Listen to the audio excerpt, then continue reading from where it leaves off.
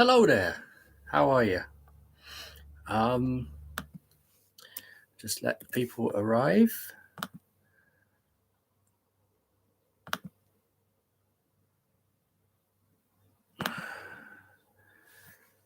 Okay. Where are we?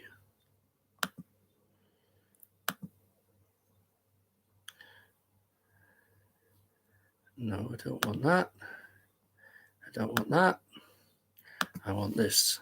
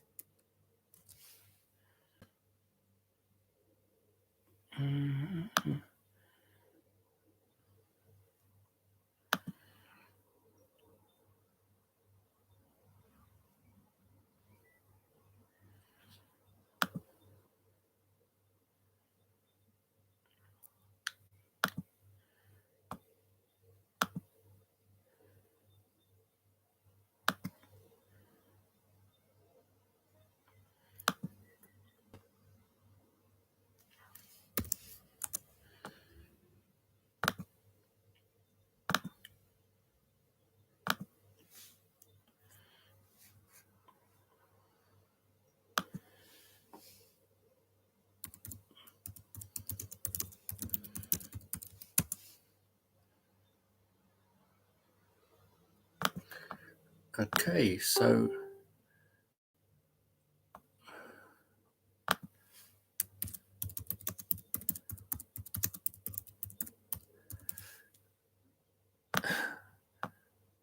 okay. So, how is everybody?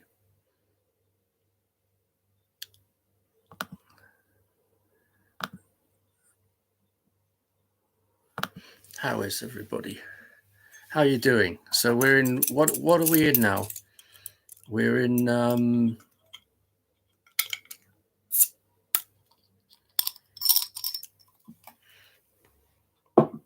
week number, what are we now? Week number 10? Longer maybe?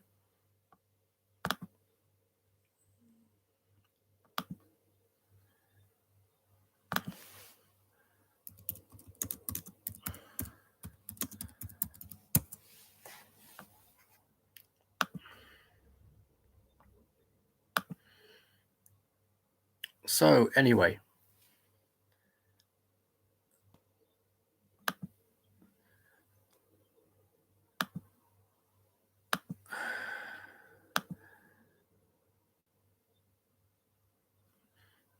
well, we're here anyway. We're here.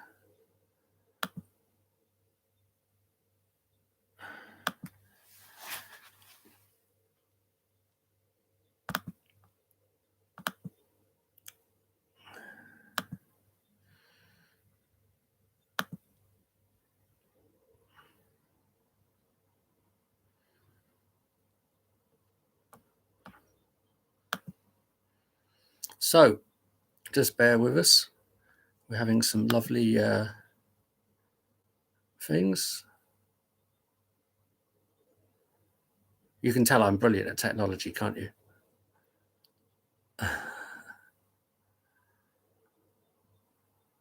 Okay.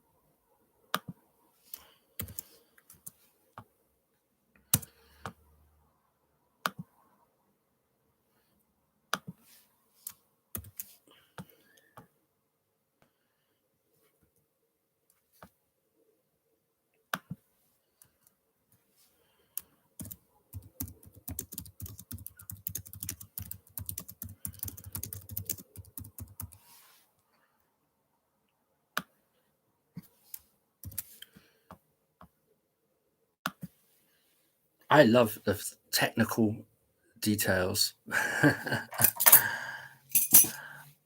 Oh, it's so much fun. So much fun. So, actually, one thing I should do, I was looking at last week's show. I mean, I haven't watched all of it, but I watched some of it. And the one thing that I noticed time and time again is the amount of times I say so. So, see, I'm doing it again. So, I'm doing it again. I am going to try not to do it as much, because when I look on the small part I watched back, it was really annoying. It was just constant. I kept saying the same word over and over, and it was really annoying. So I'm doing it again. Be right with you.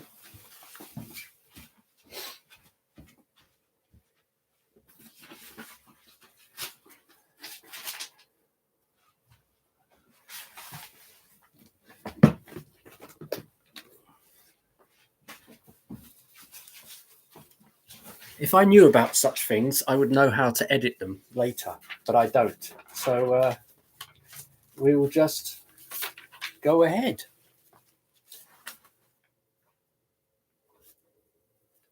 So there's a whole load of 8 minutes of messing about. Never mind. Okay, let's start again. From now, 8 minutes. From 8 minutes. How is everybody? Another week, another lockdown. Mind you, if you were listening to the news just now, I think any hopes of a lockdown were just being killed off, because I was just looking at the Prime Minister's press conference, and he managed to make a complete balls of it, even more than usual. Huckleberry 51, who's that? Anyway, expect lots of hassle from my cats, because I haven't had time to feed them, so I'm going to be getting loads of shit. And I went to just try one of the guitars, and it was in a different tuning, so I just had to change that round. Hence the delay. Anyway, we're here. Oh, Marla, how are you? So, no, I'm doing it again. Right, every time I say the word "so," can someone comment and tell me that I've done it? Because, as I said, I was looking back at the playback from last week, and it was constant, and it was one of those things. Everybody has sayings that they say over and over, and it can either be really annoying or endearing, but when I was looking at it, it was kind of annoying, and I was about to say it just then.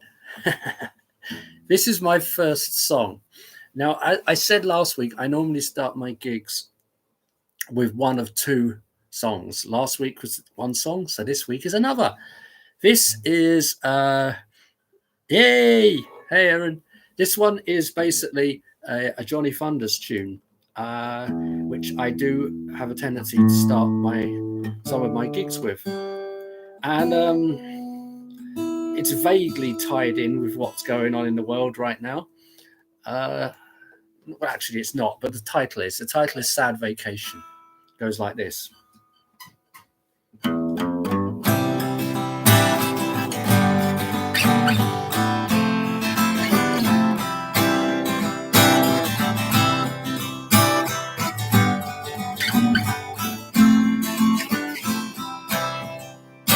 I'm sorry that I didn't have more to say. How maybe I could have changed your fate. How you were so misunderstood. How you could be anything you wanted to, because it's a sad vacation. Oh, what can I say? It's a sad vacation. You knew how to play.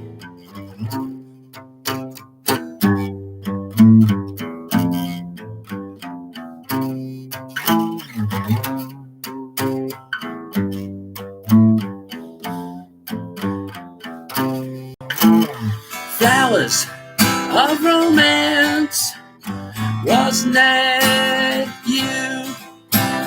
Nelson was a gas, just like you.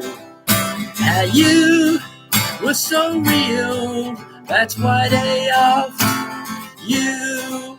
Because singing from your grave is so very hard to do. Because it's a sad vacation, oh what can I say? It's a sad vacation, you knew how to play.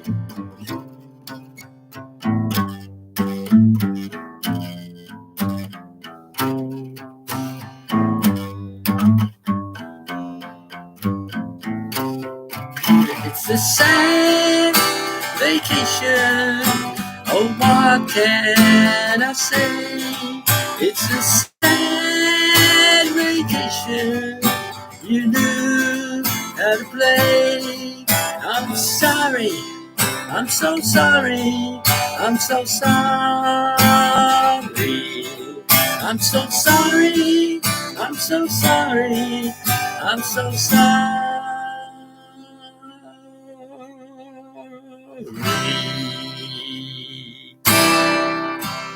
There you go. I just had a pop-up come up which completely covered all the things. Hey Katerina, how are you? Yeah, it's a sad vacation, Johnny Thunders. One of the two songs I usually open sets with. Unless, of course, the first time in New York where I started off with The Night Sandy Came to Town. But that was only because it's a song about New York. And I was in New York, so, you know, why not? Alcohol-free, in case anyone's wondering. I actually have no idea how many days I've been alcohol-free, but I do know that it's coming up to 29th of December is the last time. So 5 months. It's nearer 6 months than 5 months. That's it. I've stopped counting days or weeks. I have no idea the weeks. So who knows? So everybody out there, what's been going on? What have you been up to? How is everybody out there on week 9 or 10? I think it's week 9, because although this is online gig number 10, I actually did a gig. The lockdown started on the 23rd of March in this country, and I did a gig on an online gig on the 22nd. So I had one gig before. So yeah, I think we're on 9. I said it, did I? Oh God, I said that word. Okay. Yeah, it's a good thing because it was really not good. This next song, I nearly said it then. This next song, okay, this is usually the second song of my set, and I do play it a lot, but I've been working on it a lot. I've been working on some lead parts for the album, and I can't wait to get back into the studio because this is something I can't do remotely. I have had some friends of mine recording their parts remotely for the album, but this is something I need to go in the studio and do, and I cannot wait to get in there and do it. And I was talking to my friend Michael Plater, and I sent it to him, said, have a listen to this, what do you think? And he was like, yeah, I love it. So I'm going to have to do that. So this is a song, this is the opening song on the album. I don't know much about the track listing on the album, but I do know what the opening song is, I know what the closing song is, and I know what the middle two songs are. Everything else is up for grabs. But this one is a song called Just Because You're Gone. And as I said, I have played it a lot lately, but the idea is to keep getting it in your head. Oh, no, I didn't. I said, I don't even know when I'm doing it. Anyway, here we go. This is it. This is Just Because You're Gone. It goes like this.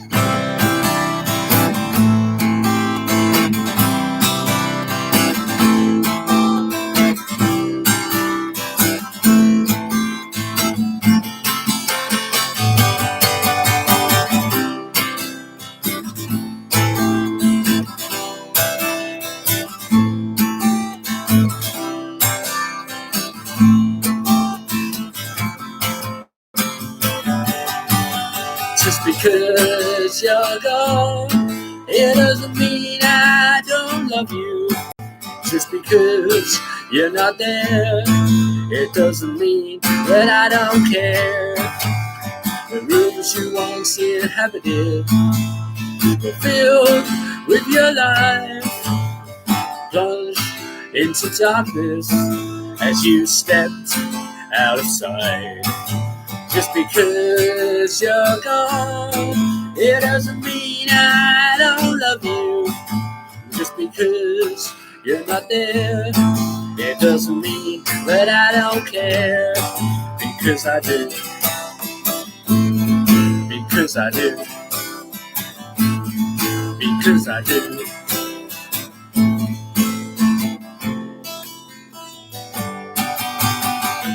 I still miss you, and I always will. The last time I kissed you, it lingers on in my memory still.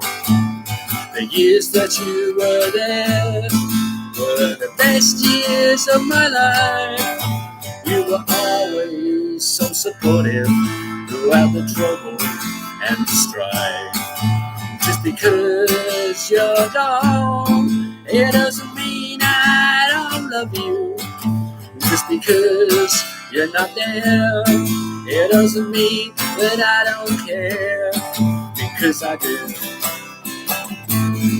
Because I do. Because I do.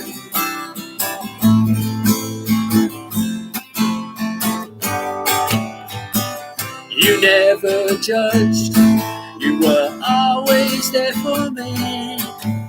Now many years have passed, and I've not forgotten you. See, your memory still burns deep down inside of me, and that's the way that it will always be. Just because you're gone, it doesn't mean I don't love you. Just because you're not there, it doesn't mean that I don't care. Because I do. Because I do. Because I do.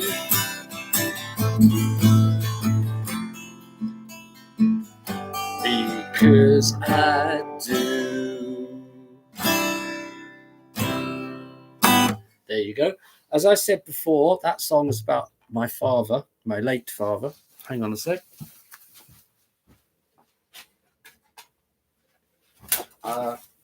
This is a picture of my father on his 70th birthday with me and my brother 2 years before he died. That's what the song's about, always.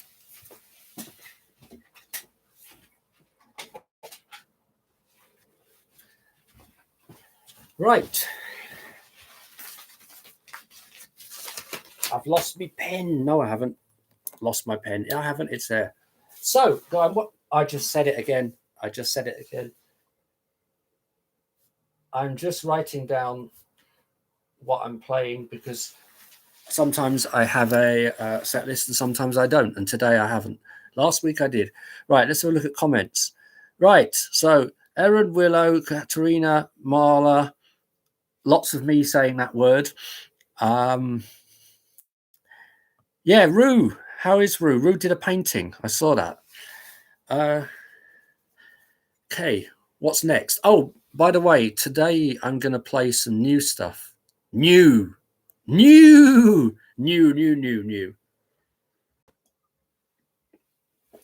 Alcohol free, guys. Alcohol free. Do you know, now it's been so long, I'm now looking, well, it's not like it's going to change. I'm looking at 6 months minimum.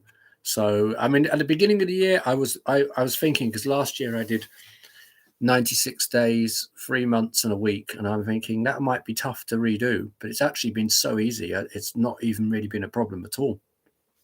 Okay, what's in the comments? Yeah, I do really, that song, because I wrote 2 songs about my father. One is now, what is now the title track of the album. And I originally wrote that was going to be the song about my father. I wrote it just after he died, but then I didn't play it, touch it for like 12 years. And then I wrote that song the one I just did. And that song, actually, I took some of the words from the original song and put it into that song. And actually, if I'm truly honest, that song is better in terms of an actual song.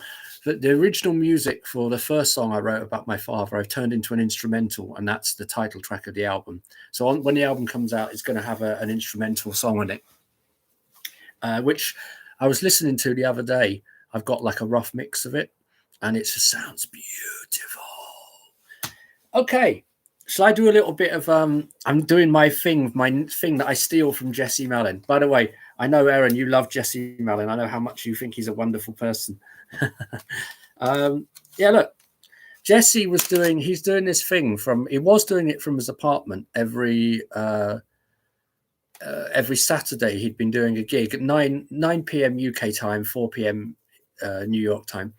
And last night was the first time he was doing it. He moved it downstairs to one of his venues. So he was actually playing from Berlin, the Club Berlin in New York. And the really weird thing is he had his keyboard player with him, and they were socially distancing. But the weird thing is that the keyboard player, where he was sat, I could see the booth that we sat in when I was in that venue. So I was going, I've sat there. It was right by the toilets, because there's these booths and then there's these toilets. And one of the things I remember about going into the toilets in Berlin is they stank of weed.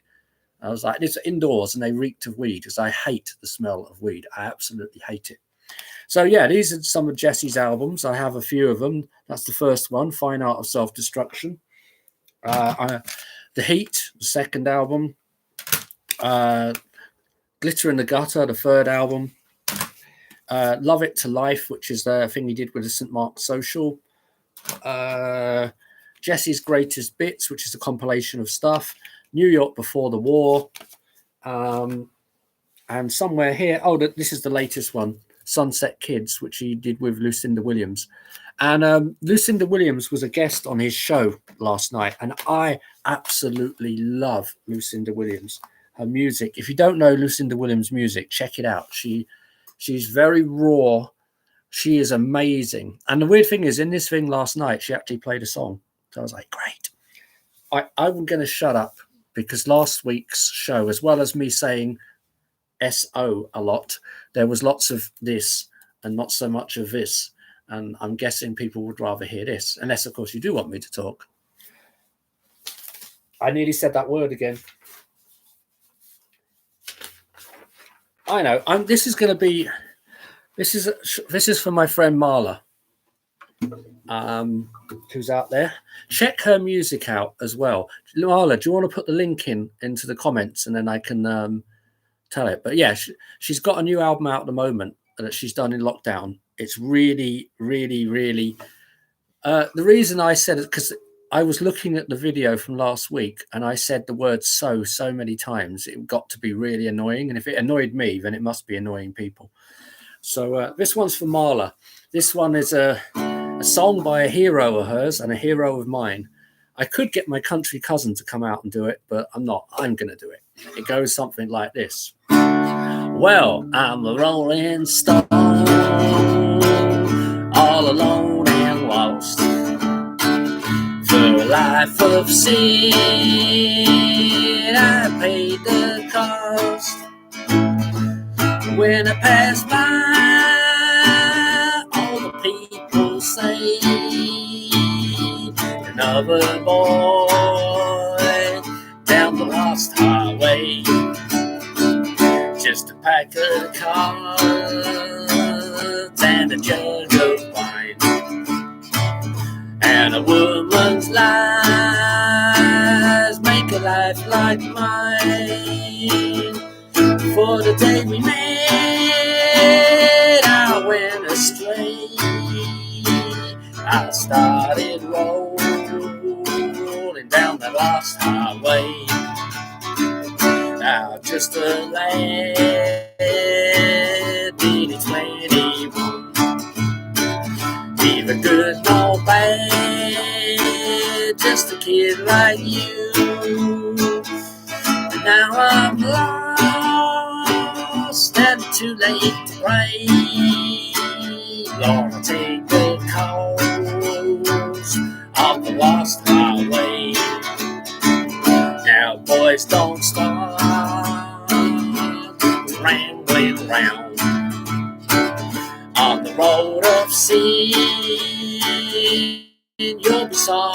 down. Take my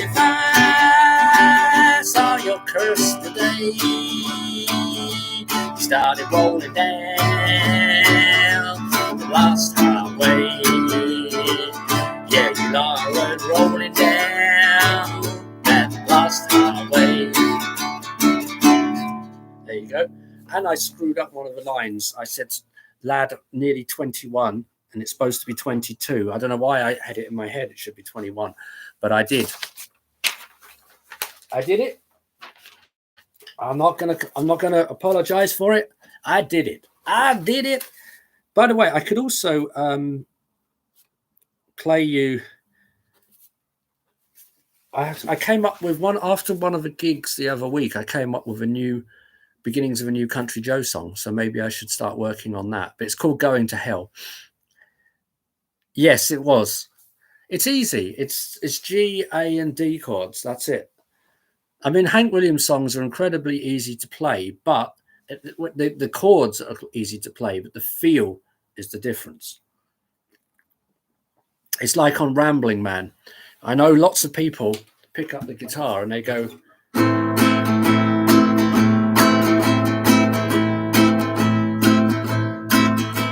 like that. That's not how it goes. It goes, that's how it's meant to be, like that. Like that. It's a difference in the rhythm. It's all about the feel. Hank Williams songs is all about the feel.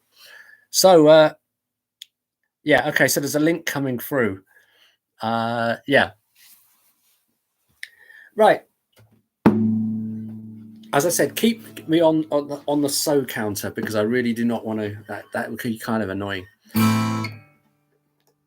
This is a song from my album. This song is it's about the darker side of life, which most of my stuff is, and it's basically sometimes Keith Richards said about in his in the biography of Muddy Waters about the blues. You know, the blues is like a comforting arm around your shoulder because it can get dark down there. And this song is mined from that same furrow. It is called The Howling Wind, and it goes a little bit like this. It also, on the album, it features Michael Plater on amazing soundscape electric guitar and Catherine Blake on toy piano. And it goes like this.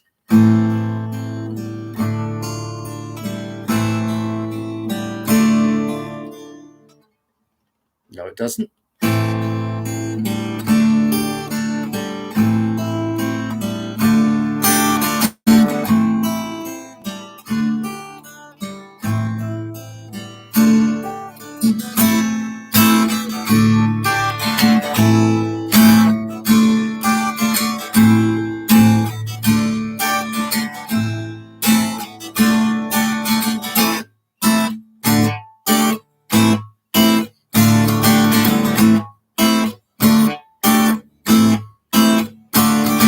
Sometime after the Festival of Goodwill, I first began to feel that deadly chill.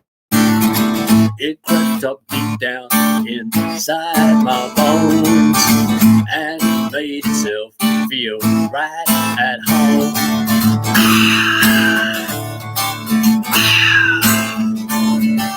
Another year is over, another one is about to begin. Yesterday has been and washed away all its sins, and the new year has only just begun. It slaps you round the face like the steel of a deadly gun. It's the howling wind. It's come with me. It's the howling wind. It always will.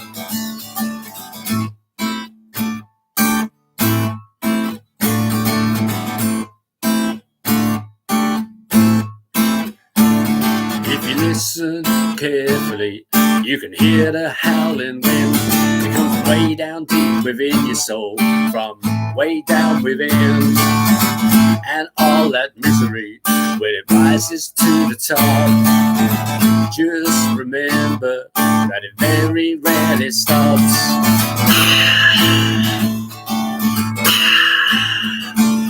If you listen carefully, you can hear it out there, blasting around in the cold night air. You can hear it howling round the trees outside, and if you listen carefully, you might just get hypnotized. Howling wind, it's coming within. It's the howling wind, it always will. Robert Johnson heard it, so did Kurt Cobain, Nick Drake and Churchill, they gave it the same name. They heard its screams of tormented pain. They heard it over and over again. It's right behind you, breathing down your neck. Can you feel it? Hot, putrid breath. It's the howling wind. It's coming with me. It's the howling wind. It always will. It's the howling wind. It's coming with me. It's the howling wind. It always will. Can you hear it? Can you hear it? Can you hear it? Can you hear? Can you hear? Can you hear? Can you hear? Can you hear?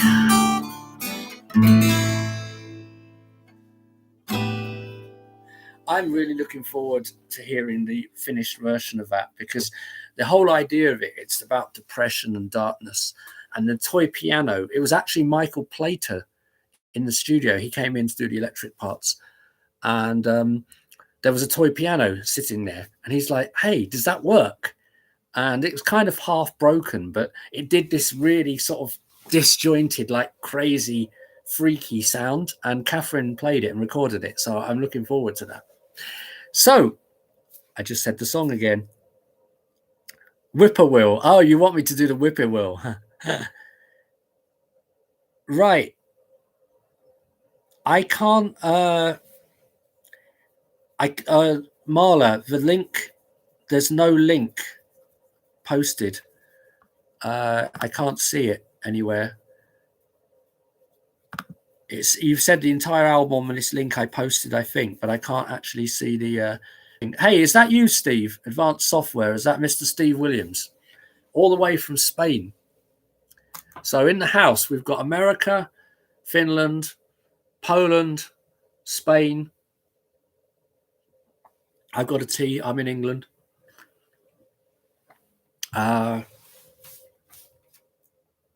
Books. This is one of the best books I ever read.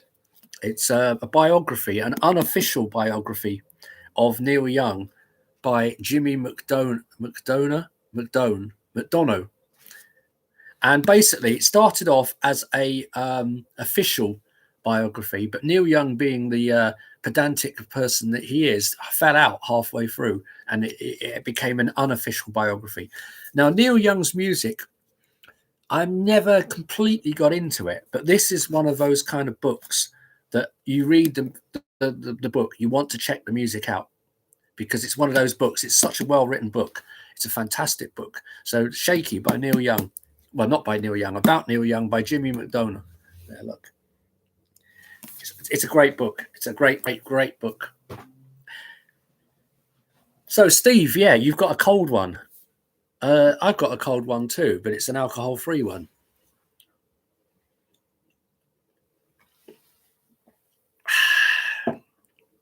I don't know what it is, because here, drinks, I've got water, tea, and alcohol-free beer. But if I just had the water and the tea, it's not the same. I just prefer to, when I'm playing, I prefer to have, in the past it would have been alcohol, but this is alcohol-free, but it feels like a beer, except that it doesn't have all the shitty effects. So, but I mean, it's a psychological placebo effect, I think. Whatever.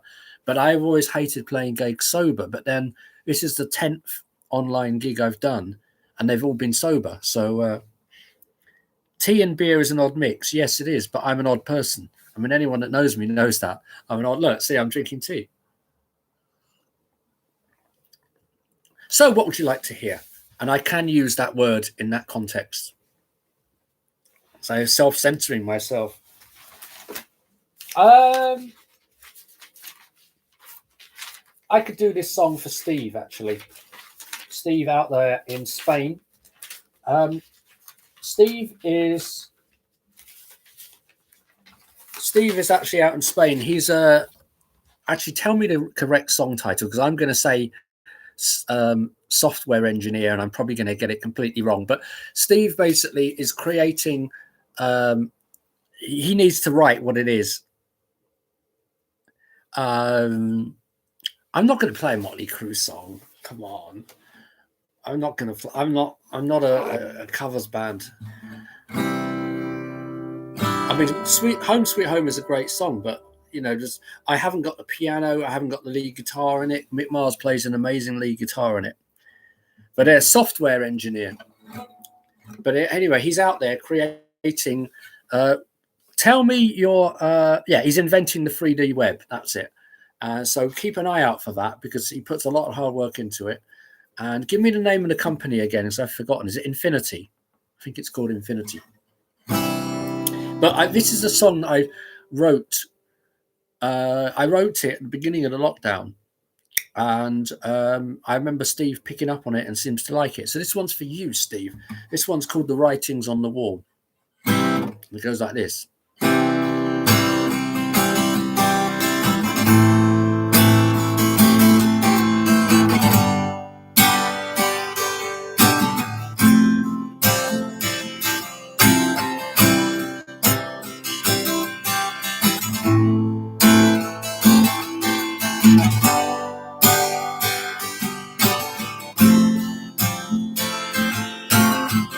It's funny how things can change so much over the course of just one day.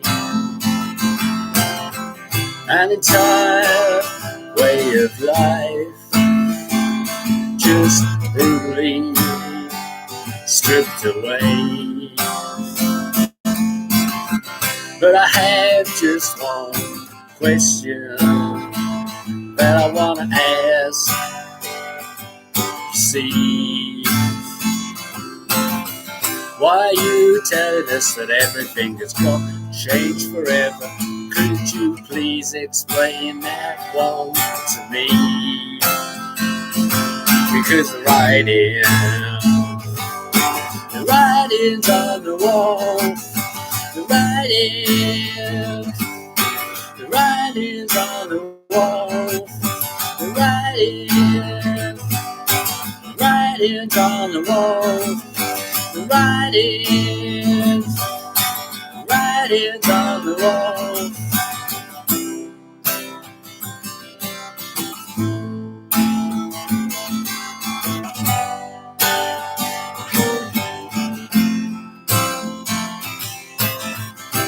What is it that you're not saying? Won't you tell me what this is all really about? 'Cause none of this makes any sense to me. It doesn't add up, and I have my doubts. It seems that you can fool all of the people pretty much all of the time. But you're gonna have to try a little bit harder if you think you're gonna change my mind. Because the writing's on the wall. The writing's on the wall. The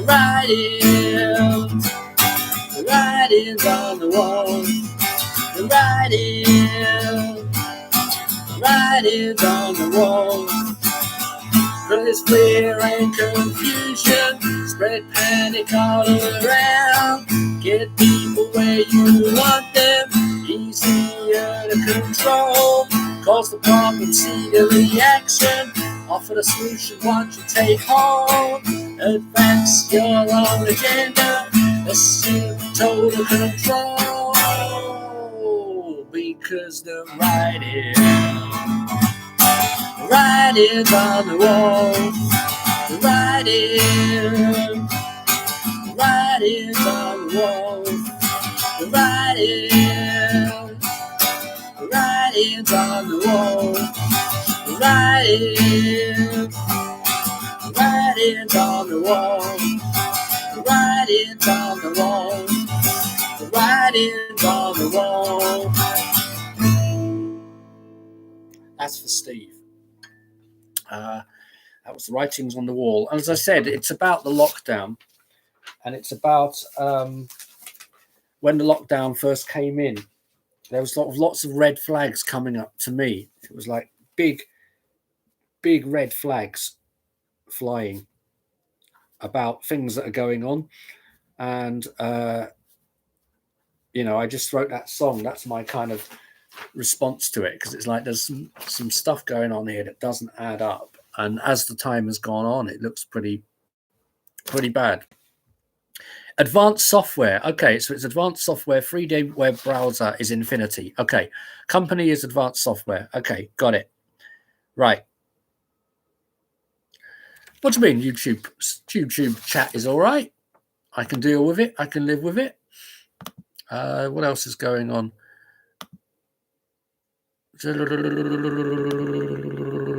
Right.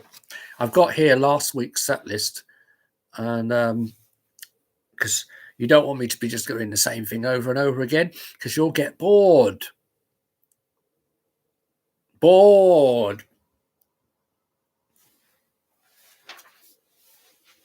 I'm going to show you something now. This is a band I've been listening to a bit in the last week. This is a band that I've liked for a long time. And normally, I mean, they're one of my favorite bands, but I don't play them as much because I've been into them for a long time. But they are called the Bad Brains from Washington, D.C. And this was the first album I bought by them. Now, this lot play like the Dead Kennedys, that real fast hardcore punk. And this probably the most intense hardcore punk band of all time. But look at them. They don't look like it. They're Rastafarians.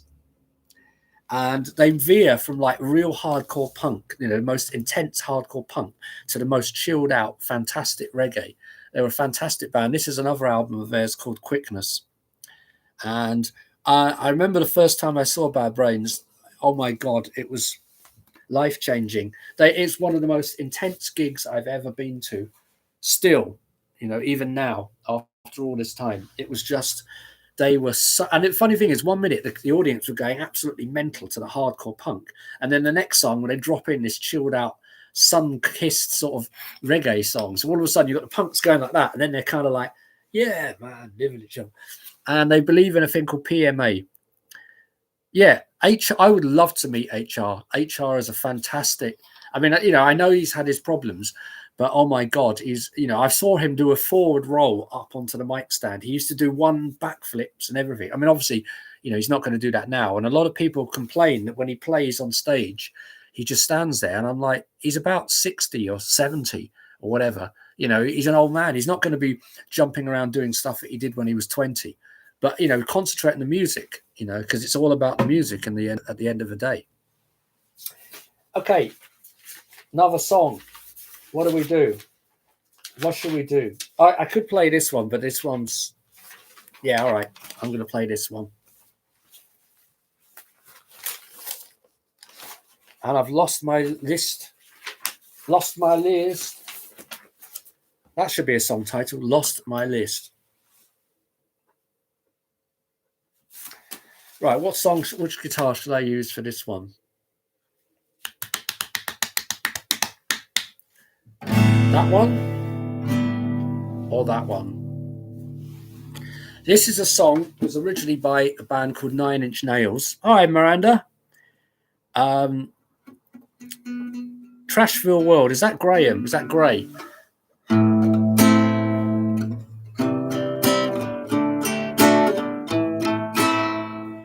Tell me, right, does it sound better on this guitar?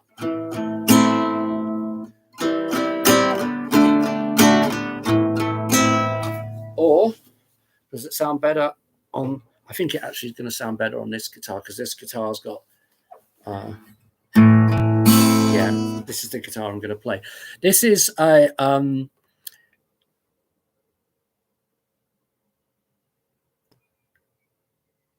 you can't play a Bad Brains song on acoustic. But I love the Bad Brains so much. I mean, I've seen them live many times. In fact, I've actually, lucky enough, I've seen them more times with HR than without. First time I saw them was like 1986, I think it was. And oh my God, they were great. They, you know, I mean, I don't usually go to Rebellion Festival unless I'm playing it. But believe you me, if Bad Brains were playing, I would go. I would buy a weekend ticket just for that. Just for Bad Brains, to see them one more time, because they are such a good band. Yeah, okay. This song goes out to my friend Miranda, because I know she likes this song. This is originally by 9 Inch Nails, and it was on the Downward Spiral album, but the version that everybody knows was done by Johnny Cash. And I actually have the original, because I used to quite like 9 Inch Nails back in the day. Well, I only got up until the Downward Spiral. I got the Fragile, listened to it, couldn't get into it. Still have it, but it's for sale if anyone wants it. Or even if you're lucky, I'll give it to you. So this is Hurt. Here we go.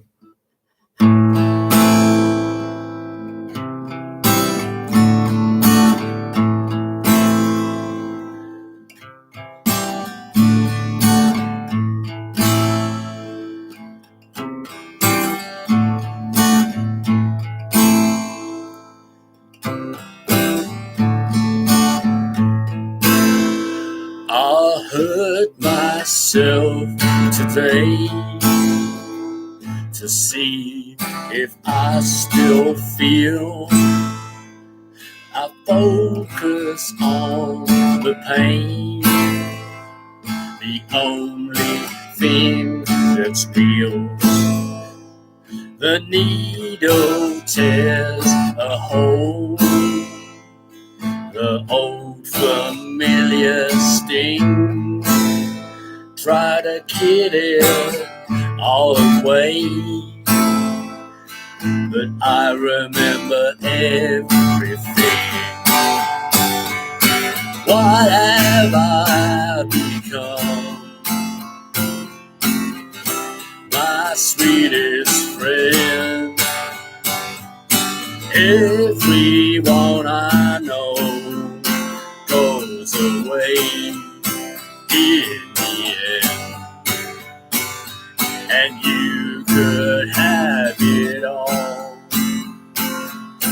My empire of dirt,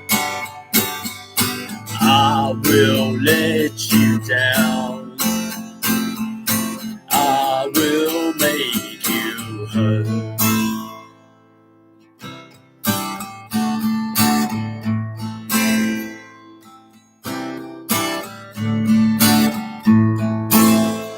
I wear this crown of thorns upon my liar's chair, full of broken thoughts that I cannot repair. Beneath the stains of time, the feeling disappears. You are someone else, and I am still right here. What have I become? My sweetest friend. Everyone I know goes away in the end. And you could have it all. My empire of dirt, I will let you down. I will make you hurt. If I could start again, a billion times away, I would keep myself. I would find a way.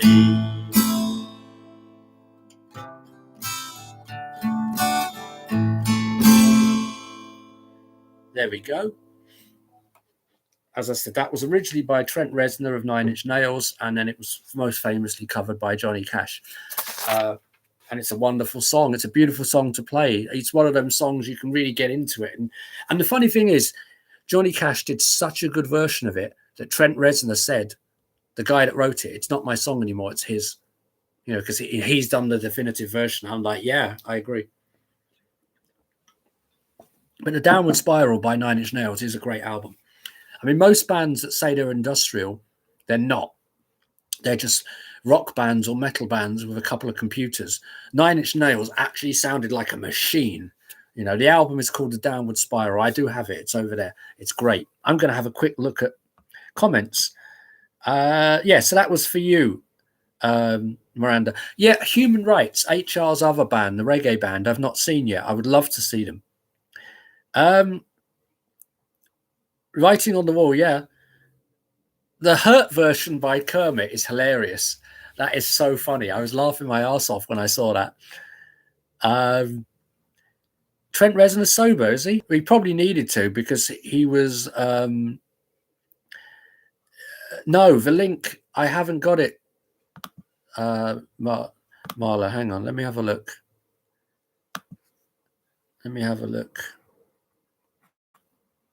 Is it not? You've not posted it in the YouTube?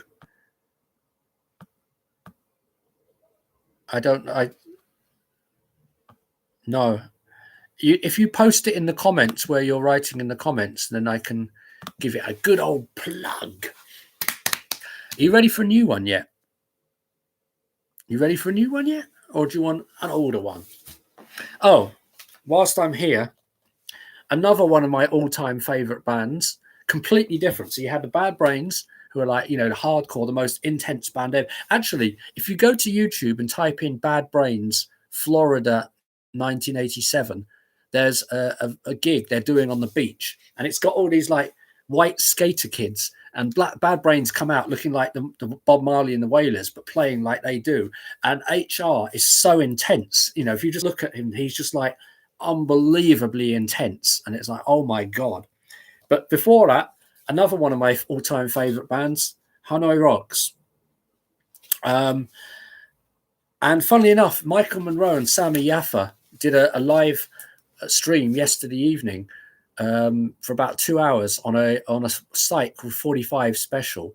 And they were just basically doing Hanoi songs, Michael Monroe solo songs, fantastic covers of stuff.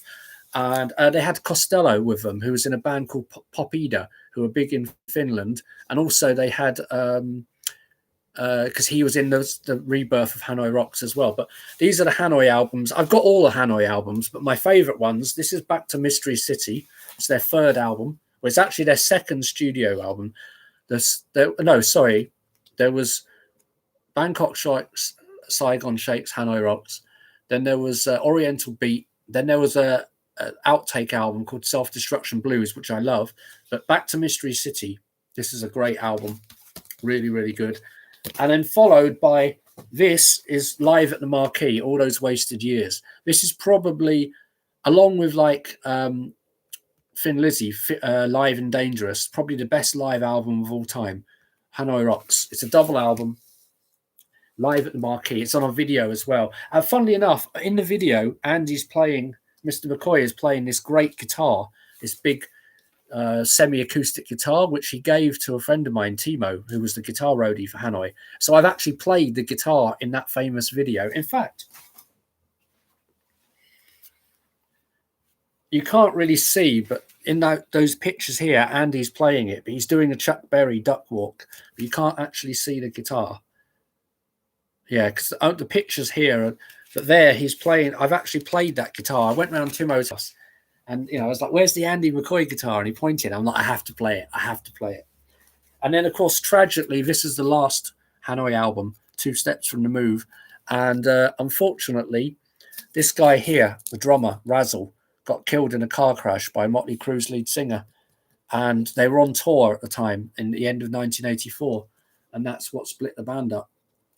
So unfortunately, this guy here died, and it broke everybody's heart. But Hanoi rocks, ladies and gentlemen. Hanoi rocks. Okay. David. Oh, yeah, because Trent Reznor and David Bowie toured together. I remember now. Right. Okay. You want a new one? Yep. So this album by Marla is called, it's on YouTube. So after this, if you type in Wooden Nickels tracks from A Little Room, the Curfew Sessions. If you look at that, it's on YouTube, Wooden Nickels. Go and check out her album. She did it. It's really good. It's got some really good rocking bass on there as well. And, oh yeah, Kohania. Remember that album, that song I've got called Be Careful of What You Wish For? And Marla is the one who I was writing the duet thing for. So, yeah, to sing the words. So, I'm going to play, I just said the song again. I just said the word, not the song. I'm going to play a new one. Okay, actually, when I say this is new, it's not actually a new song. It's actually probably the first proper song that I ever wrote. But it's been sitting nowhere.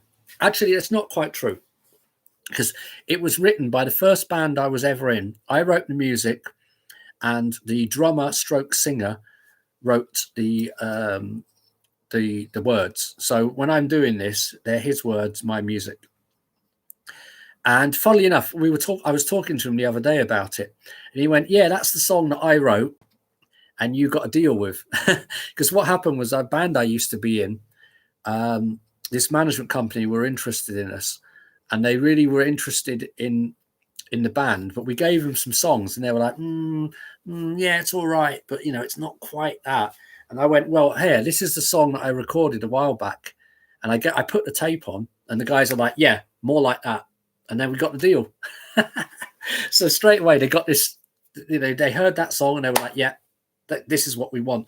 And the best thing that happened about that management company, we were with them for a year. We had nice, like six-figure money budget, which back in those days was quite a lot of money. And I got to work with Bernie Taupin, who works with Elton John. So that was pretty cool. Not this song, but one of the songs I wrote, he wrote back in an email, "This song is as perfect as it is." And I'm like, Bernie Taupin's just said one of my songs is perfect. I can live with that. I can die happy. Maybe I should resurrect that song. But this song is the first proper song. I mean, we wrote this in 1989, but I'd written songs before that, obviously, but they were like silly joke songs. But this is the first one. And as I said, and you'd have to ask my friend Lee, because he's the guy that wrote it. Yeah. And this is called Moving Away. It goes a bit like this.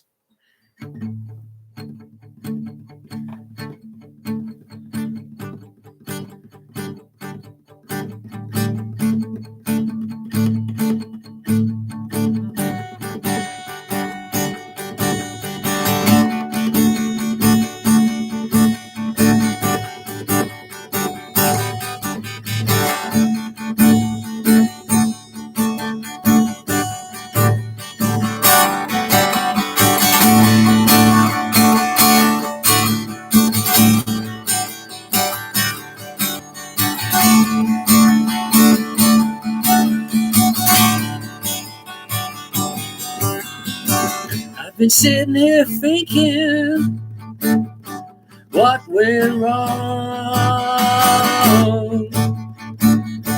what went wrong. Yesterday was like a dream, not everything was as it seemed, but now I got no reason for coming back. I'm on a train and I'm going down the track. I'm moving away.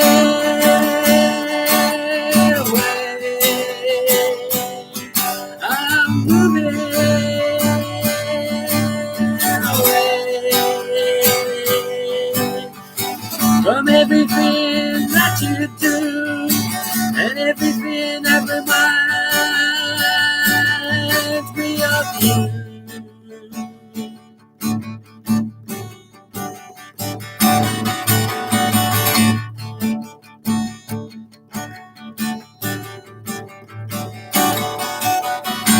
You wanted me to be something that us could not be, to be the envy of all your friends, and that's where our story ends.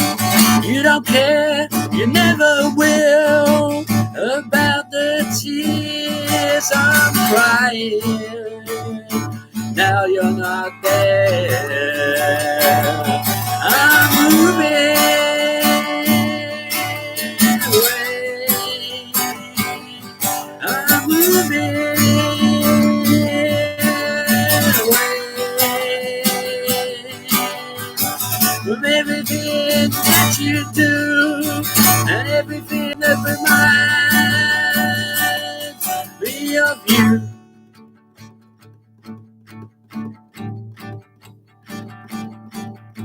Imagine Won't Get Fooled Again by The Who, The Break.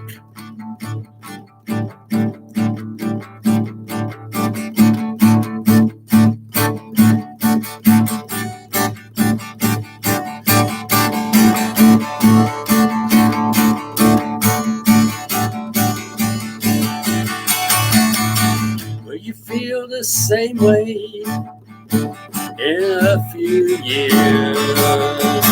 Or will you still be drowning in your own tears?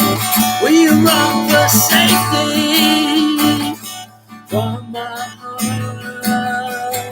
Or will you leave me in 1,000 tiny parts? I'm moving away. I'm moving away from everything that you do and everything that reminds me of you, of you, of you, of you, of you, of you. There you go. So it's a new one, but it's an old one. And I actually spoke to Lee to say to him, do you mind me doing it? I mean, if I record it again, obviously he wrote the lyrics. And I mean, we've actually talked about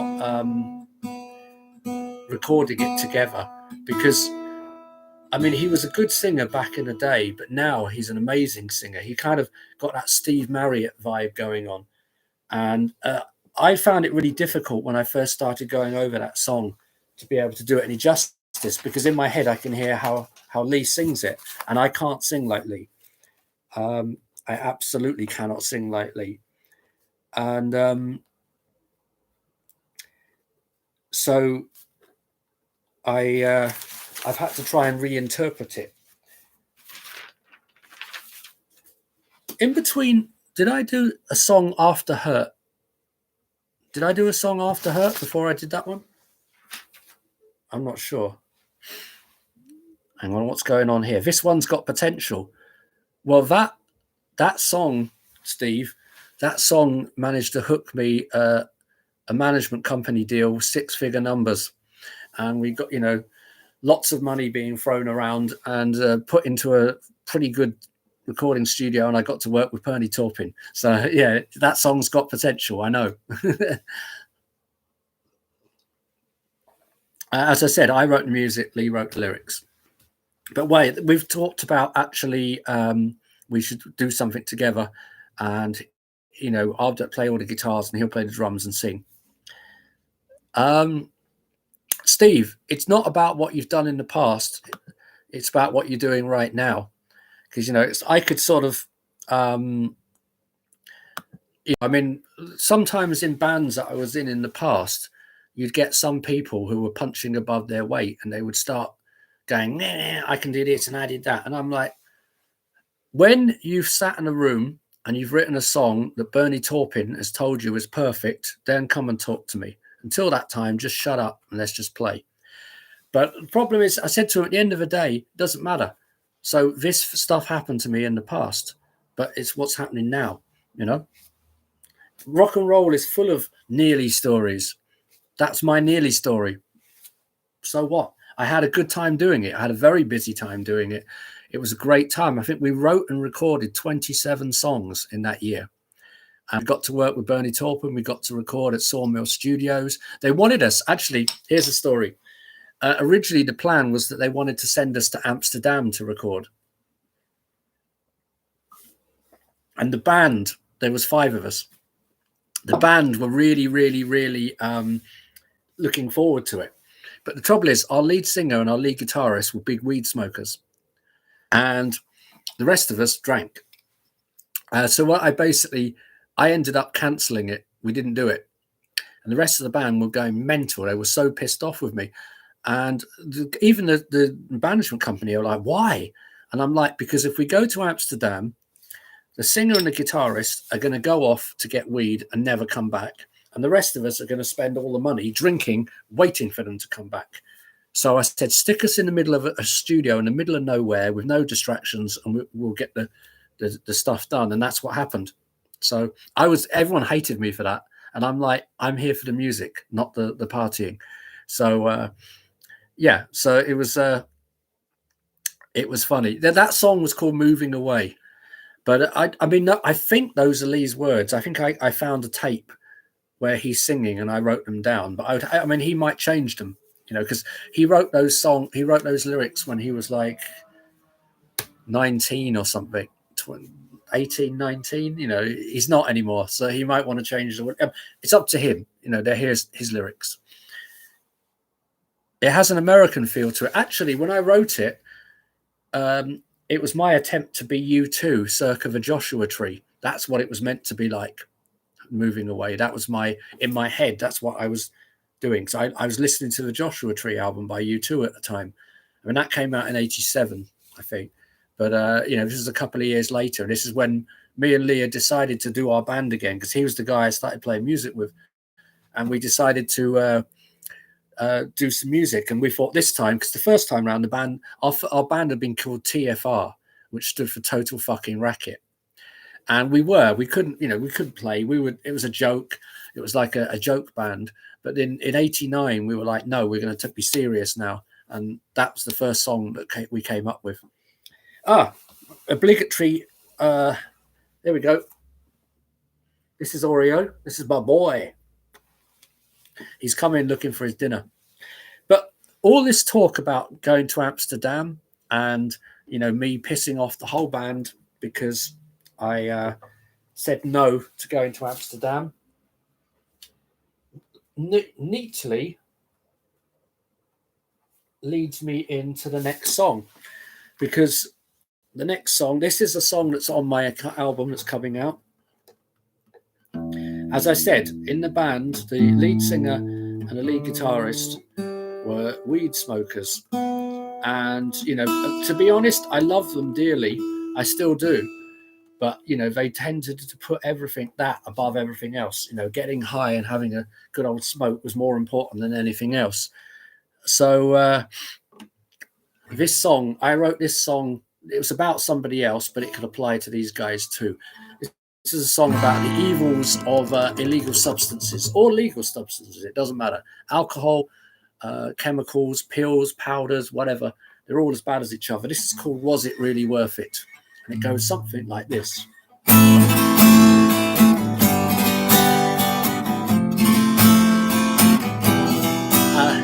And you're getting a cameo from my boy.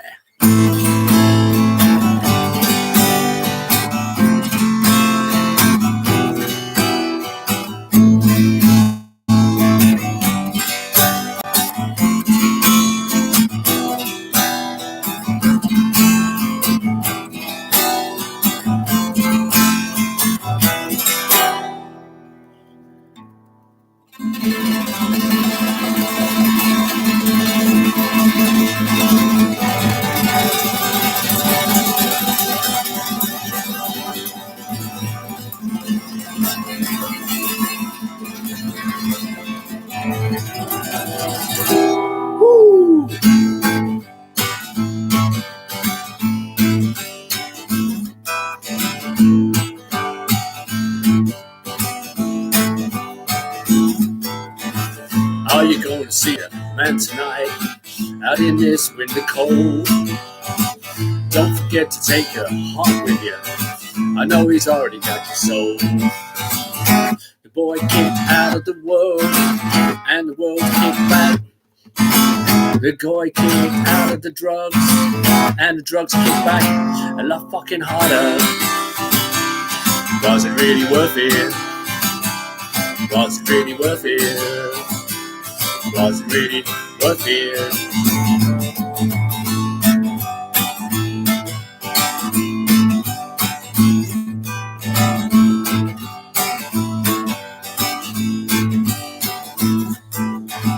Now you're in ever deeper.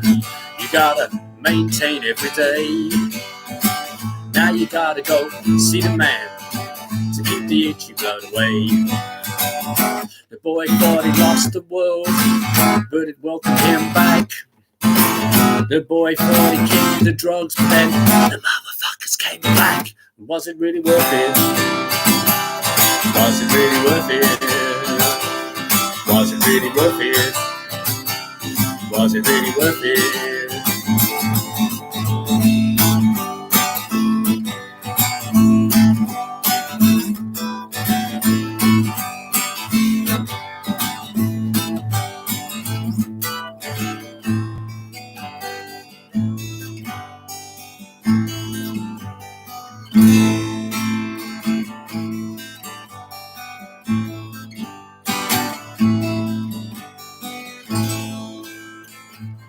Now you lost all your friends and family, everyone that kept you from harm. You sold everything you ever owned to keep that needle in your arm. Now it's too late for you, my unlucky friend, as your life meets its logical end. And I have to say, was it really worth it? Was it really worth it?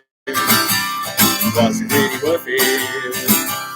Was it really worth it?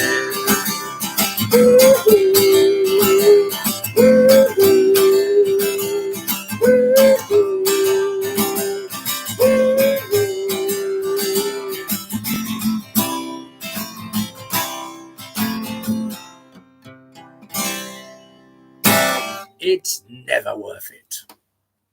So now that's going to be on the album too. I had a lot of fun recording that one, actually. I'm getting confused. Yeah, okay.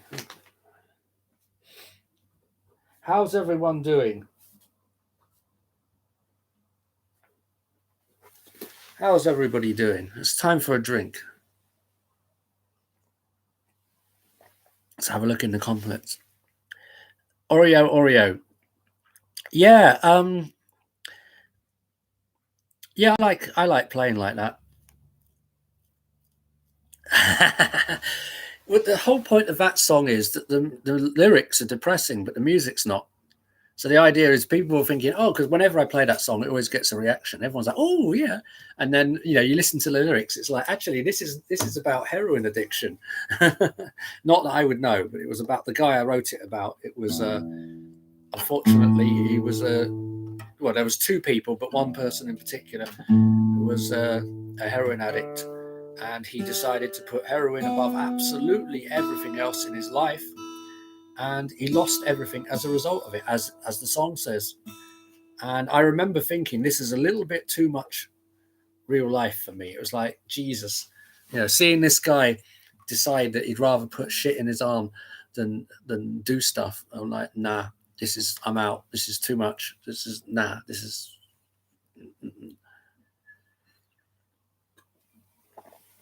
I'm going to do, trouble is, if I try and write a happy song, it just doesn't work. It's not my thing. Some people do, but it's just not me. This next song, this song is this is on the album. This is the song that's in the middle of the album. There's two songs, and this one is a song I wrote for the people of New York City. And basically, in 2012, New York was hit by a hurricane called Sandy, and it did a lot of damage. A lot of people I know, it was hard times. And I wrote this song for the people of New York. And when I went to New York last year and I played some gigs, Puma Pearl and Frank Wood very kindly put me on Bowery Electric by Puma for part of her Pandemonium, and Frank Wood at Otto's Shrunken Head, which is a dream come true, you know. So to play New York, and as I said, I normally would not. I would not normally start a song. I started my set at the Bowery Electric with this song, and I'm like, I'm in New York. This has been a dream of mine to come and do it, and I normally would never play a song this slow at the beginning, but I was like, I'm in New York. I said, if I only had played one song when I'm in New York, it has to be this song, and if I die, that's okay. This is called "The Night Sandy Came to Town," and it goes like this.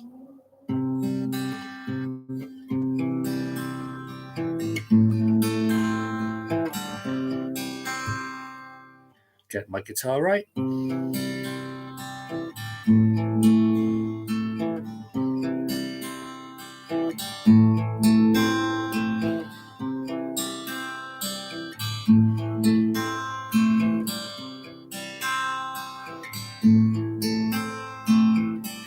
Tonight it's cold in New York City. Those famous lights have gone out downtown. East Village is underwater. What's happening to this old town? The night that Sandy came to town. The night that Sandy came to town.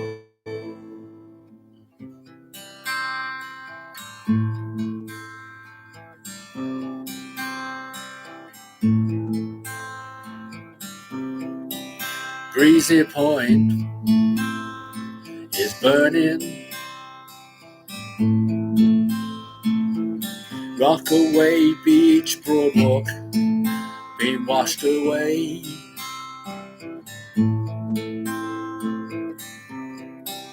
Howard Beach is underwater. What would old Blue Eyes have to say about the night that Sandy came to town? The night that Sandy came to town.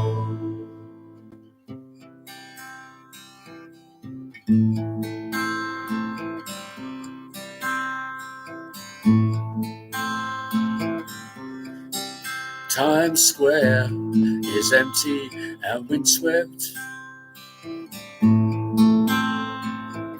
There's no one out tonight in this town. Over on Staten, there's no electricity. All power is down. The night that Sandy came to town. The night that Sandy came to town. Imagine New York City Harbor, middle of November, cold, foggy. You can't see anything. You're on there on your own.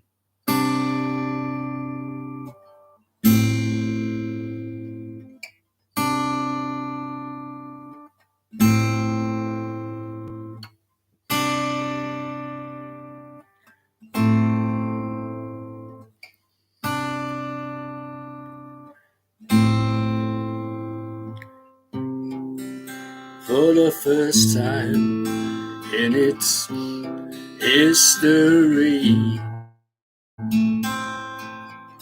The famous New York subway is under the sea.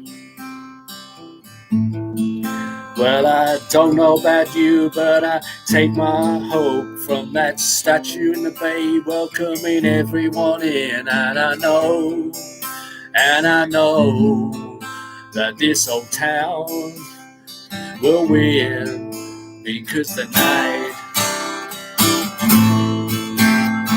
that Sandy came to town, the night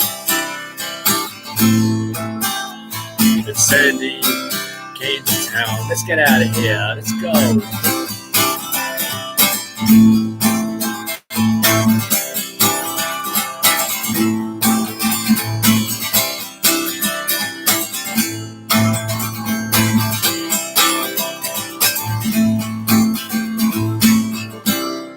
Here's another song.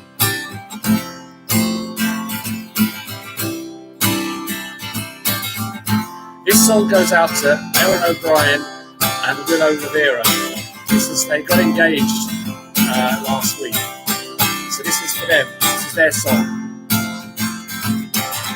I walked on the station platform. I saw you standing there. I called out after you, but you were there, just walking away. You're just walking away.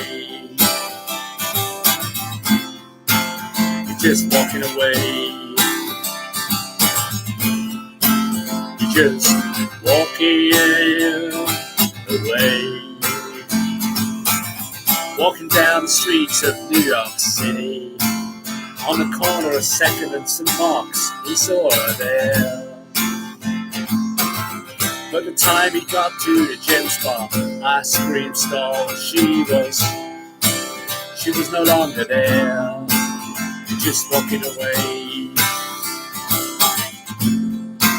You're just walking away. You're just walking away.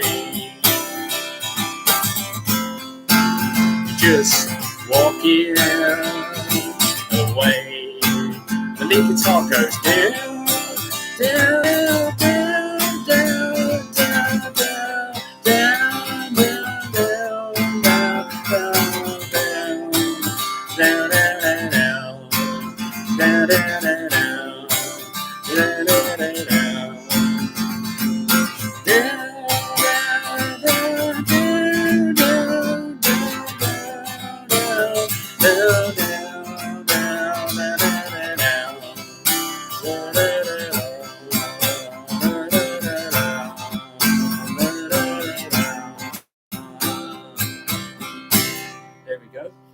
See, that's how the solo would go. Down, down, down. But because obviously I can't play two guitars at once, but I would love to. But that is that's for you. I also played that in New York because on the album, those two songs go together because they're the same chords. The intro. So on the album, it's The Night Sandy Came to Town, followed straight after by Walking Away. So it's on the album. And yeah. Okay, so we've been going a while now. I said to myself I was not going to play as long this week as I did last week because I think it's a bit of a stretch to expect people to sit listening to me babbling on and twanging away for such a long time. What I am going to do is this. I'm going to show you another two important albums. This is an album every home should have. The MC5, Kick Out the Jams, motherfucker. Every home should have this. The MC5 on Elektra Records. Yeah, this is it, baby. Every home should have this, the first New York Dolls album, and Raw Power by the Stooges. Those are the holy trinity of albums that you should have. And if you don't have them, there's something wrong with you. This next album This is the album. I'll come back to that. This album is this album. If this album did not exist, I would not be the person that I am. This album or this band is the whole reason why I do music. It's the, you know, this band is, if someone said to me, you can only take one album out of everything you've ever owned, it would have to be this album. And look, the shop painted out the word bollocks. So as a kid, I had to paint it back in because they painted it out, the shop, because it caused so much. This is the most important album ever to me. Without this album, I would not exist as a person. I would not be the person I am. So this is the number one important album in the world ever for me. Without these guys, it's their fault. It's, of course, the Sex Pistols, never mind the bollocks. The most important album. Okay. You want to know the story behind this? Right. That one, actually, I can't remember, but I do know that those drumsticks up there belong to Danny Fury, because I used to play in him in a band called the Healthy Junkies, which actually is the first time I met Aaron. But those are Danny's drumsticks, and onto that. It came from a shop in this country, actually. But the thing next to it, the white violin with the rose, that's from Berlin. And the weird thing is, when you go to Europe, but particularly in Germany, every house, you go into a musician's house, they will have something like that. It's usually a violin, but and it has a rose on it.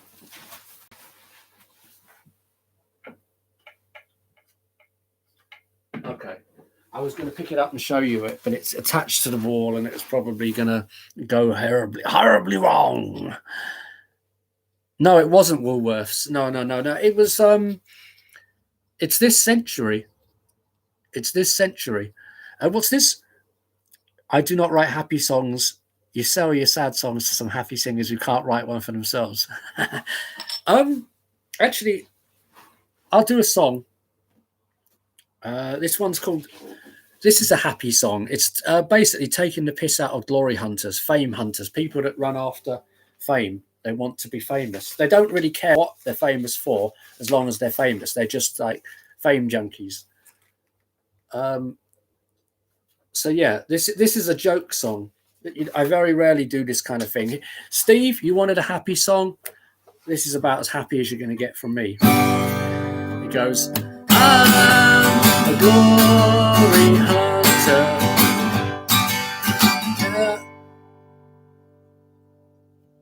I've forgotten the words.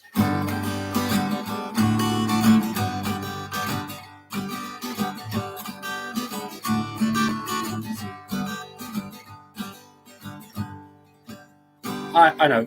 This is it. This is for Steve. This is Glory Hunter. I'm a glory hunter. Why am I not on TV? You say that you love me, but no one loves me more than me. 'Cause I'm a glory hunter, glory hunter, glory hunter, that's me, that's me. I'm a glory hunter. Why am I not on the cover of a magazine? Don't you worry about the others, 'cause it's all about me, me, me, me. 'Cause I'm a glory hunter, glory hunter, glory hunter, that's me, that's me. I'm a glory hunter. You'll never find me at home. I think I'm so goddamn popular, but if you look closely, I'm always on my own. 'cause I'm a glory hunter, glory hunter, glory hunter. That's me, that's you, that's him, that's her. I'm a glory hunter. If someone's famous, I'm there. I like to bask in reflected glory. I've got no talent, but I just don't care. 'Cause I'm a glory hunter, glory hunter, glory hunter. That's me, that's me.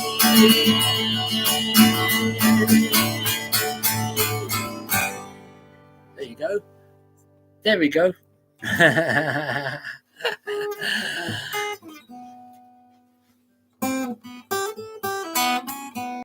That was called Glory Hunter. That's not on the album. Probably would never be on an album. I love it though. Everyone always wants me to do something positive, but have I got a positive? I have got positive songs. I did one last week that's positive. It's about someone dying, but it was about a positive message to the person that died. But I'm guessing you don't want to hear that. What about a love song? Anyone want a love song? Would you like a love song? A love song.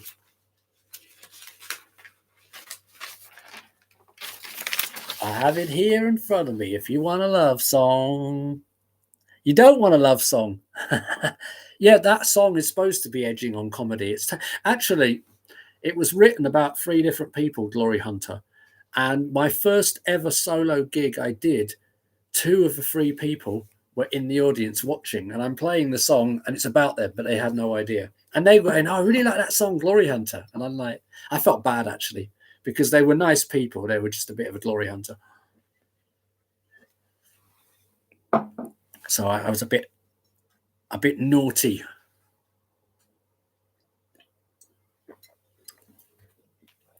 I can do a love song. Okay. I'll do a love song.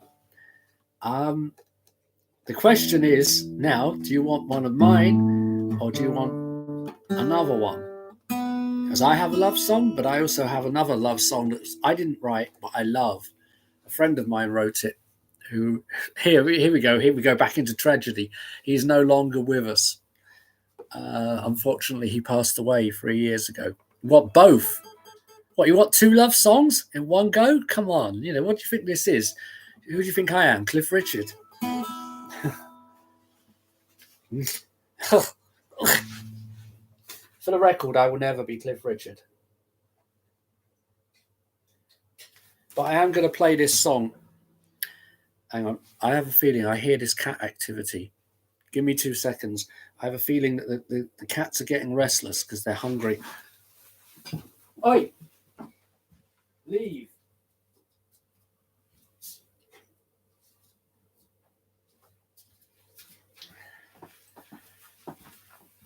I was right. He was trying to get into Keris's bowl, the greedy little mercenary sod. Okay.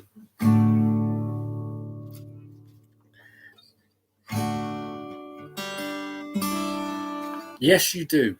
I'm going to do, this is a song by my friend, sadly departed friend, Mick. I've been playing it a lot lately, and do you know what? If I'd thought about it earlier, I would have recorded it for my album. I need to find out permission first if I can actually do it, because if I do it, I want to write it, I want to record it, but I don't want to be treading on anybody's toes or anything. I don't want to be upsetting anyone's memory. So anyway, the song is by a friend of mine called Mick Lynes, and when he was from Canada originally, and he was really into his 60s stuff. You know, he looks like he could have stepped out of like the Rolling Stones circa their Satanic Majesty's request. You know, he was like that. And look, we've been joined by Oreo. Hello, mate. You want your dinner? What? Are you hungry? Yeah, he's hungry. Hello. Say hello to everybody. Yeah. You hungry? Yeah. Are you hungry? Yeah, he's hungry. So we have to wait a little bit longer, but not much longer because, yeah, he wants his food. I'm sure people are getting hungry. Actually, I should be hungry, but I'm not. But so this is a song by Mick. It's my favorite song of his, and it's also Oreo wants to play. Yeah, trust me, he loves that kind of stuff. Keris, I don't know where she is. Last time I saw her, no, I have no idea. Actually, she's probably asleep on my bed. This one's by Mick Lynes. It's called Oxygen. This goes out to Kahanya.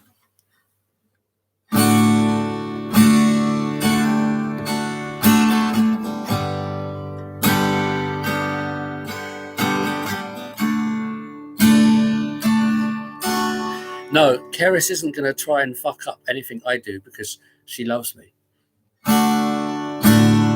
It's everybody else.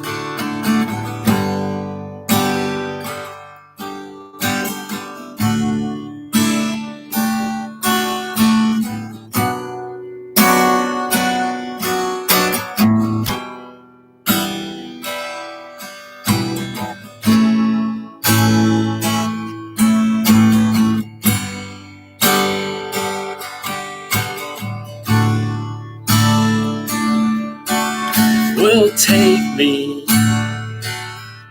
as you find me,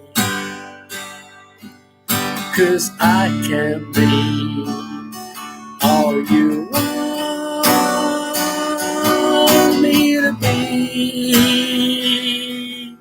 I'm lonely, but I wanna be such refined company, baby, sweet baby, you know I love you completely. Well, here I am, and there you are, and you're angry, and I know that it's true, but try to see that I want to be reaching out. Only you, oh baby, sweet baby, you know I love you completely. Well, I'm coming up, yeah, I'm coming up, I'm coming up for some oxygen.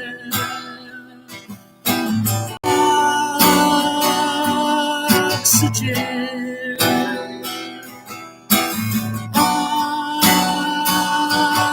oxygen, 'cause I gotta breathe something. Well, take my hand and understand. Try to see that I am just a man who loves to your soul. So please don't go into love with me. Oh baby, sweet baby, you know I love you completely. Well, I'm coming up. Well, I'm coming up. Yeah, I'm coming up for some oxygen.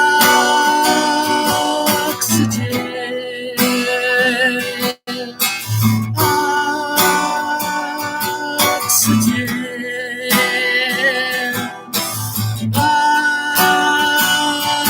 Oxygen.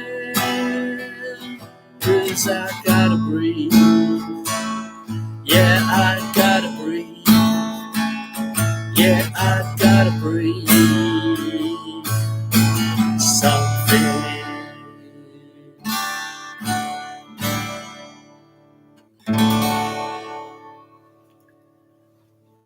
Rest in peace, Mick. I love that song. It's such a good song. I wish he was here. I wish he was here to play it to you. You just have to do with me. It's a great song. Yeah, it's funny because Mick started off as he was a proper rock and roller, and then he started doing this country thing. He was called Long Tall Mick, and then he did that song. If you want to hear the original, if you go to Reverb Nation and type in Mick Lynes, I think it is Micklynes,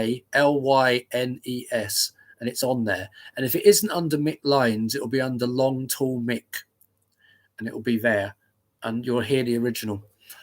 You know, it was he had a very certain thing to his voice, a timbre to his voice. It's a fantastic song. I just wish I'd thought about it before, because I would have definitely recorded it for my album. 100%. 100%. I've just found another song that's a positive song. Let me think. What is there? Let me look at this. I've got lots of songs, millions of songs. Of course, everyone's going to complain if I play a miserable song now.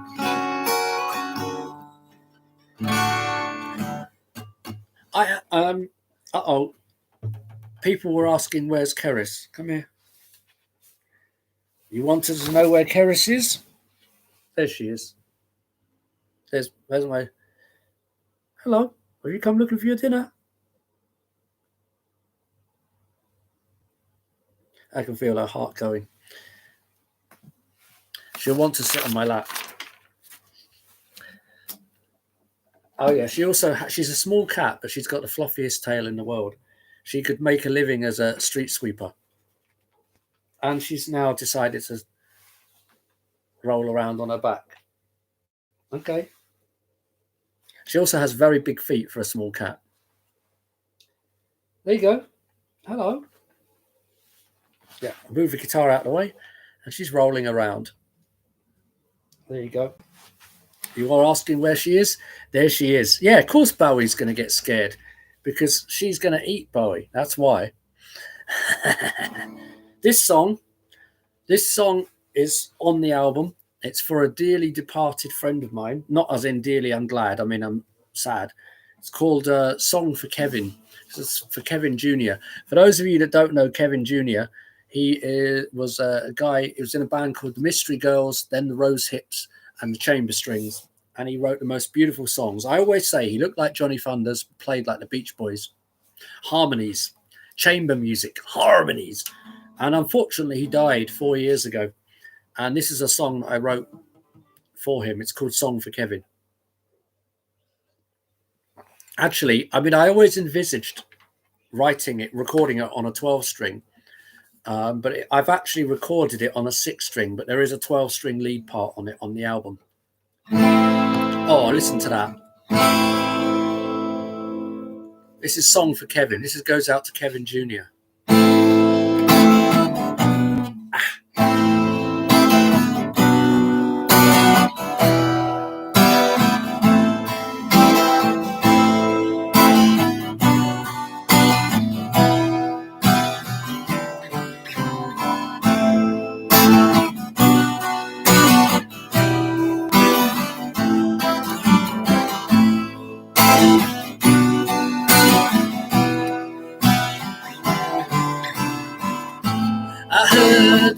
yesterday that you passed away.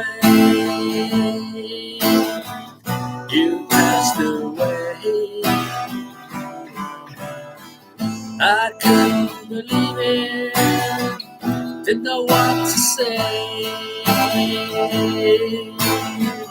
didn't know what to say. I couldn't believe that it could be true. It could be true. Thought I could just pick up the phone and talk to you. And talk to you. Whoa!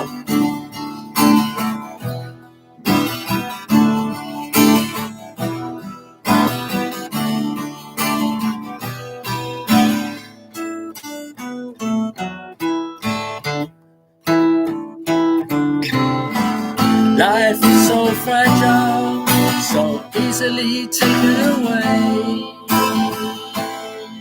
So easily taken away. Like the grains of sand on the beach, never really meant to stay. Never really meant to stay. They say make the most of each and every day. Each and every day. 'Cause none of us really know how long we're here to stay. How long we're here to stay. Whoa!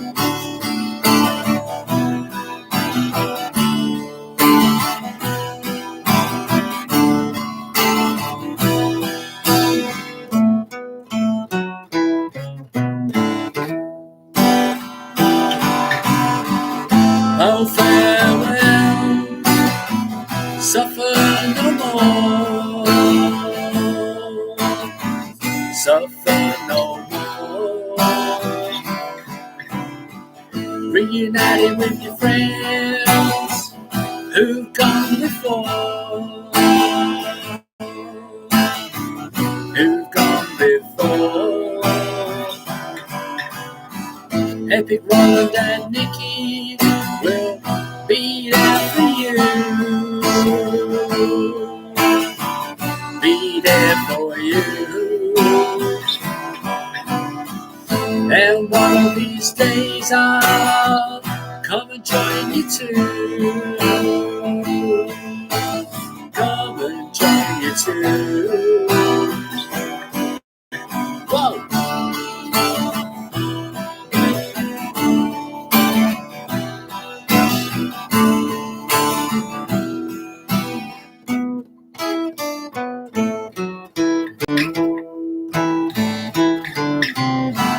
So farewell for now, my lovely friend, my lovely friend. And just remember that this is not the end. This is not the end.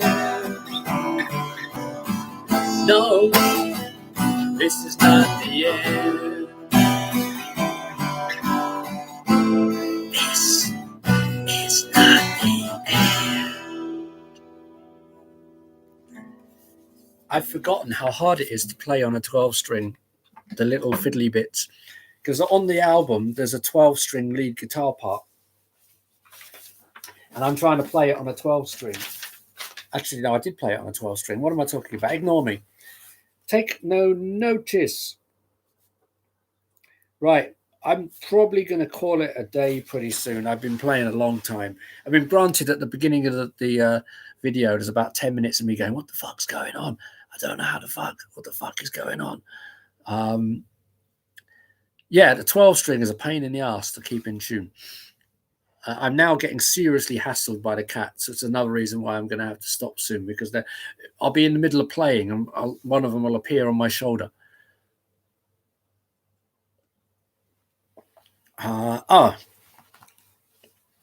Things to show you.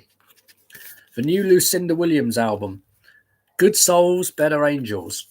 It's fantastic. And on the Jessie Malin show last night, she did the first song on it. It's called You Can't Rule Me.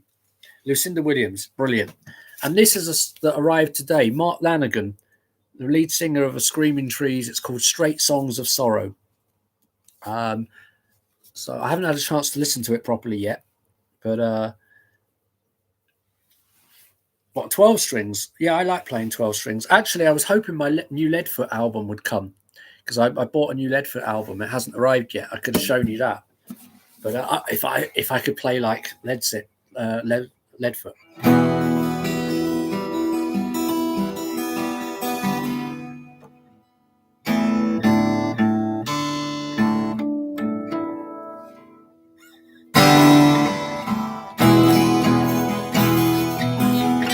I can't play like Leadfoot. I wish I could. Leadfoot, if you don't know who he is, Ledfoot. Check him out. He is one of the best performers I've ever seen live. He's absolutely fantastic. Oxygen isn't one of mine, Steve. It's a friend of mine's song who's no longer with us. It's Mick's. It's a great song. It's a beautiful song. If he was still alive, I would say, can I cover it? And I am going to be playing it live. When we can actually go out and play live gigs again, that's going in the set.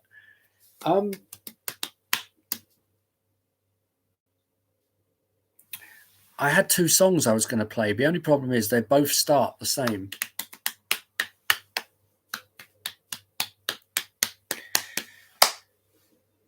What do you reckon?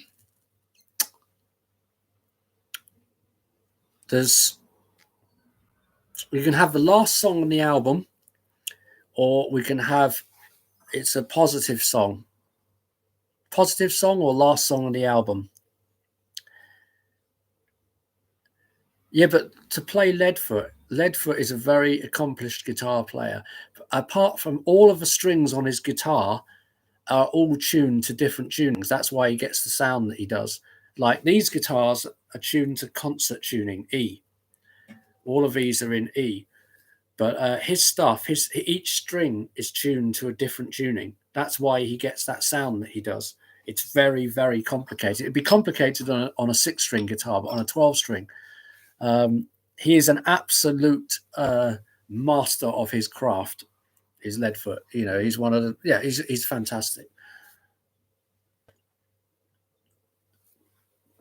A positive song, okay. Where did I put it?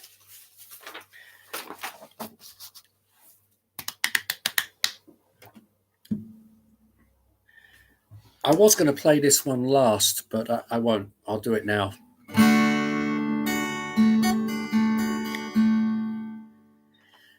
No, the reason why Miranda says don't play Leadfoot ever is because only Leadfoot can play like Leadfoot. I wouldn't be able to. No, Miranda loves Leadfoot. I can't play like Leadfoot. I can't. It's not possible. That's why Leadfoot is Leadfoot.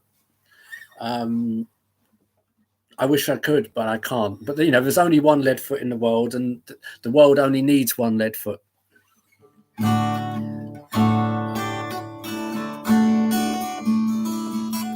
Okay, so I'm going to. Yeah, that's why. See, Miranda's. Yeah. This song is not on the album. I don't think it is. No, it's not. It'll be on the second album. But it's a positive tune. And it is called... I think I'm going to make this my last song. This one comes out of a conversation I had with a certain special person. And it's called I Still Believe in Love. Tea of Tears. Veil of Tears. Right, so this is called I Still Believe in Love. And it goes like this. I still believe in love and all that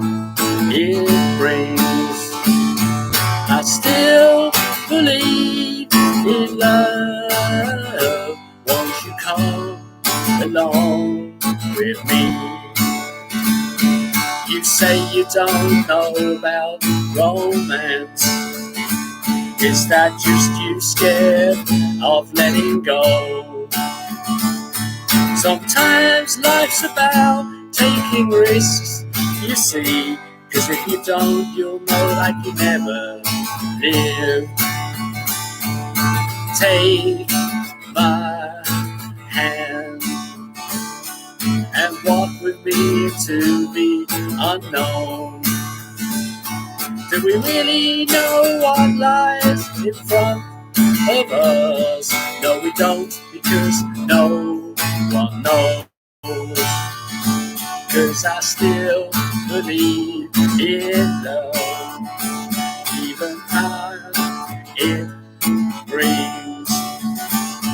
I still believe in love. Won't you come along with me?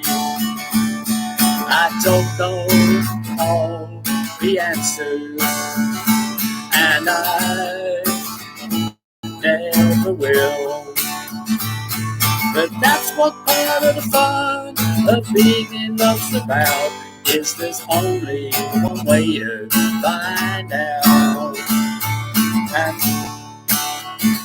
although I've seen the dark side of the coin, I've been and seen the dark side as well. My heart's been battered, bruised, beaten and torn, but I don't regret anything at all.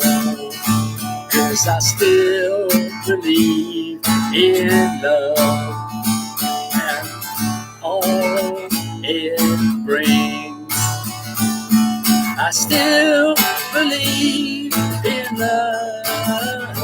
Won't you come along with me? As I still believe in love, even after all these years. Through the highs and the lows and the smiles and especially the tears, because I still believe in love.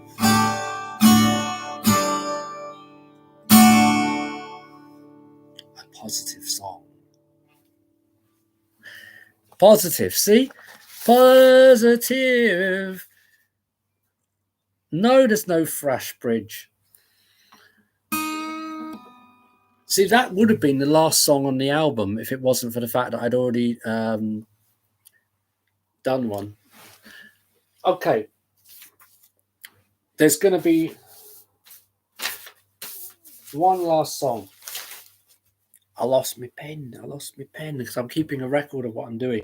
This is going to be the last song, then that's going to be it. And talk amongst yourselves. Talk amongst yourselves.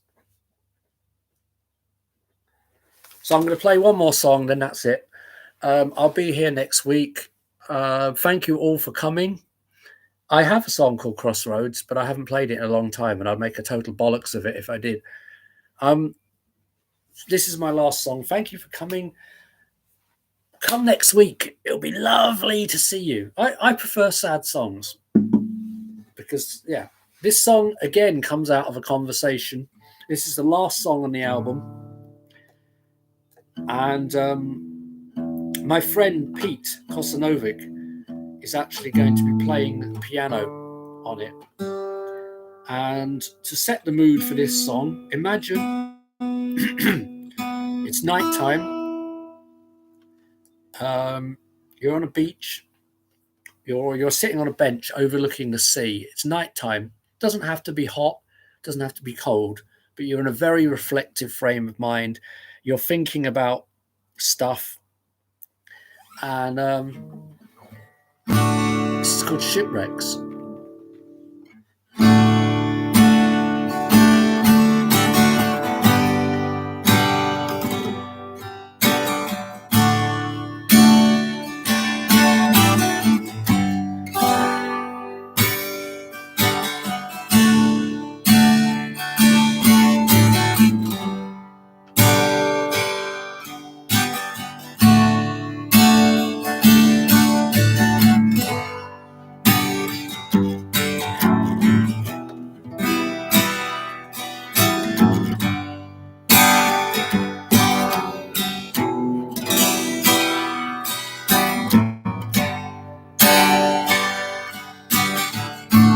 just like ships that pass in the night. We just float on by.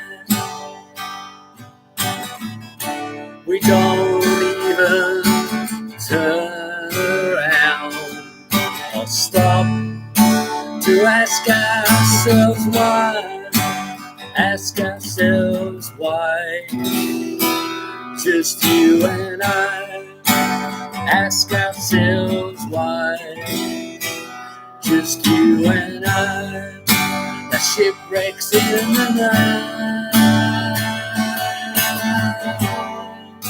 Shipwrecks in the night.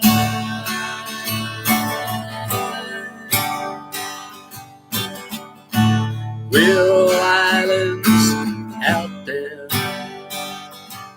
just floating along on our own. So wrapped up in ourselves, so far from home, far from home.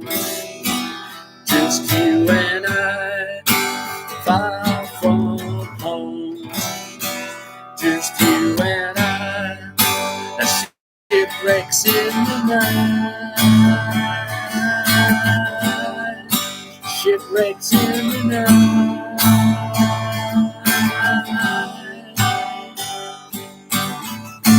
Life is something that just happens when you're busy making plans. Does anyone sleep and ask themselves why? Or is it easier just to float on by? Just you and I, float on by. Just you and I, the shipwrecks in the night. Shipwrecks in the night.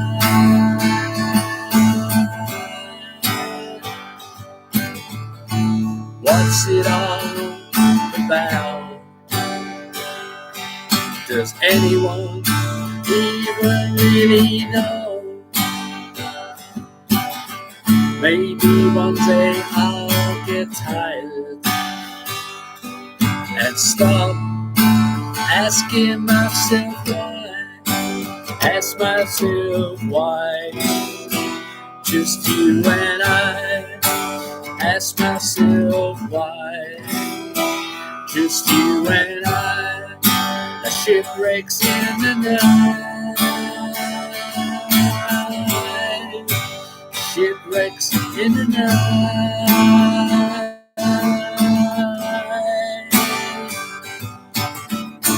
Now it's all over, and the lights have come back on. The performance is over, and it's time to find our own way, find our way home.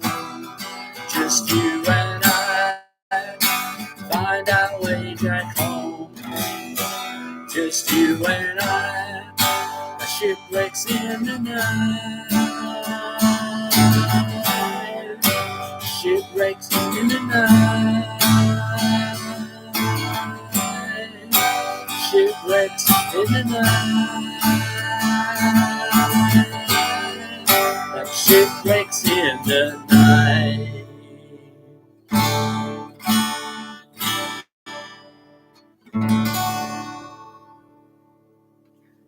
Thank you, everybody, for tuning in.